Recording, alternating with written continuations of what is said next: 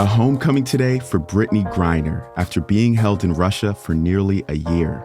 That's where we're starting the 7 from the Washington Post. I'm Jeff Pierre. It's Friday, December 9th. Let's get you caught up with today's 7 stories.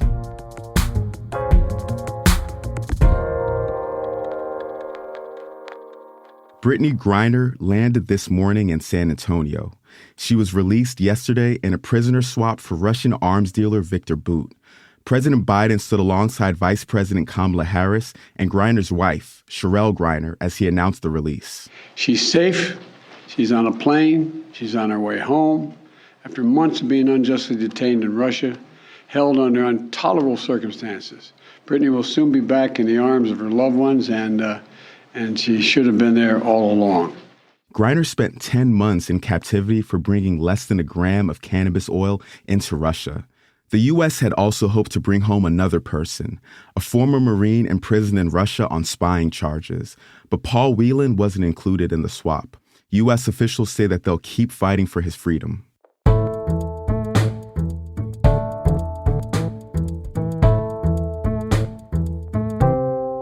Number 2, Congress passed a landmark bill to protect same-sex marriage. On this vote, the yeas are 258, the nays are 169, present 1.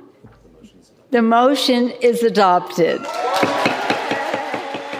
The Respect for Marriage Act would enshrine marriage equality, including interracial marriages, into federal law. The bill goes to President Biden, who is expected to sign it into law. This underscores a nearly 3-decade evolution on LGBTQ rights in the U.S., and it ensures protections that some people feared were at risk after the Supreme Court's ruling on abortion this past summer.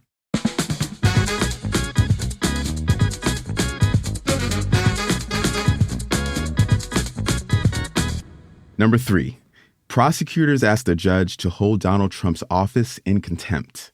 The Justice Department says that the former president hasn't fully complied with an order to return all classified documents. If the U.S. District Judge agrees, the most likely outcome would be a daily fine until a list of demands are met. A hearing is scheduled for later today.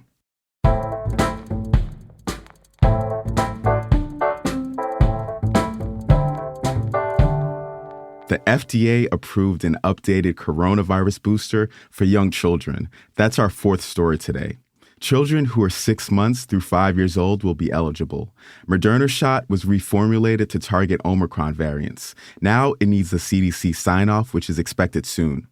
The FDA also cleared an updated version of Pfizer's vaccine for young children. It has 3 doses, and the 3rd shot has been tweaked for the newer variants.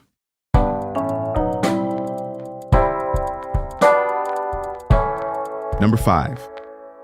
A major storm is brewing for the western and central U.S. It's expected to bring heavy rain and snow to parts of the Pacific Northwest and California. This could happen between tomorrow and Monday. After that, the storm will sweep into the Rockies and the Plains. The eastern part of the country will have to keep waiting for more snow. Weather models are now predicting mild weather into the middle of this month.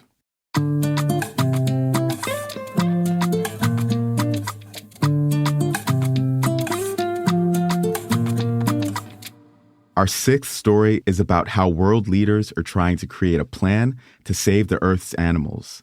A UN conference on biodiversity kicked off this week in Montreal. It's called COP15. The goal is to get countries to agree to preserve 30% of their land and water by 2030. It would set aside forests and other ecosystems where wildlife can thrive.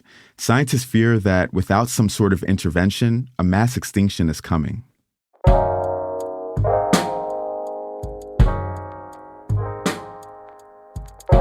And at number 7, art created by artificial intelligence is taking the internet by storm.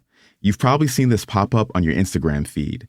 Since last week, millions of people have downloaded an app called Lensa. The app uses machine learning to generate images of you based on photos you upload. The AI has been trained with images scraped from the internet without people's consent, including porn. My colleague at The Post, Tatum Hunter, has been reporting on the app. Lensa says the app isn't for people under 13, but that's always tough to enforce. And some people have said that even when they input images of themselves as children, the app spits out not safe for work content. There are also some concerns stemming from the app's vague privacy policy, but Lensa says it's not sharing people's data. Tatum lays out a lot more in a great video and a longer story. You can get to it by going through the briefing link in our show notes. And just like that, you are all caught up. It's Friday, so you know we got to give a shout out to the crew.